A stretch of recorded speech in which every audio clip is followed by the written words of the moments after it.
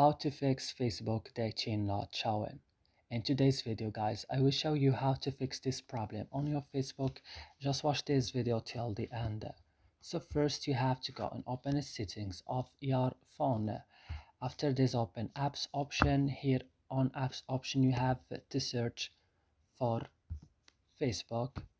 Open then Facebook like this and scroll down and click on storage. On storage, go to the last button, clear data, click OK, and then you have to back, click on first stop, click also OK.